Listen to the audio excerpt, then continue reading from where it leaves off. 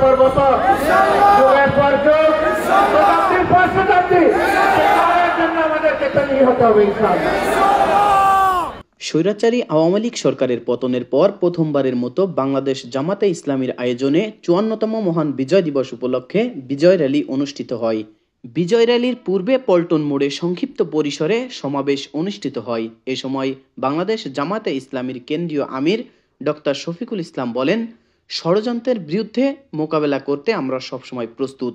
এ সময় তিনি বিভিন্ন দিক নির্দেশনামূলক বক্তব্য রাখেন।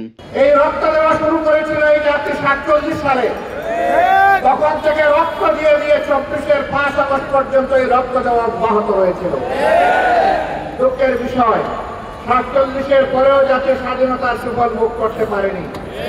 আবার ৭১-এর পরেও জাতির স্বাধীনতা হাইজ্যাক হয়ে গিয়েছিল। আজ পর্যন্ত কোনো জবাব নাই এই জাতির সামনে। কেন সেদিন মুক্তিযুদ্ধের সর্বাধিনায়ক পাকিস্তানি আর্মির আত্মসমর্পণ অনুষ্ঠানে থাকতে পারলেন না? ৭২ সাল থেকে সত্যিকারের স্বাধীনতার সুফল ভোগ করার জন্য, জনগণের হাতে স্বাধীনতার সুফল তুলে দেওয়ার জন্য সেই লড়াইয়ের একটা পর্ব সমাপ্ত হয়েছে ২৪-এর ৫ই আগস্ট। এরপর সমাবেশ শেষ করে প্রায় ২০,০০০ নেতাকর্মীদের নিয়ে পল্টন মোড় থেকে শুরু করে মৎস্য ভবন হয়ে কাকরাইল মোড়ে এসে তাদের বিজয় র্যালি শেষ হয়।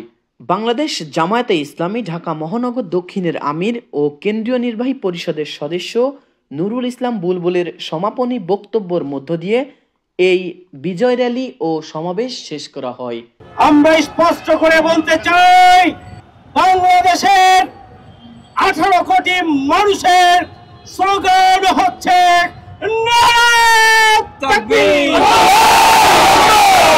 বাংলাদেশের 18 কোটি মানুষের চেতনা হচ্ছে দিল্লি না ঢাকা। এই স্লোগান, এই চেতনা, এই দেশ রক্ষার জন্য।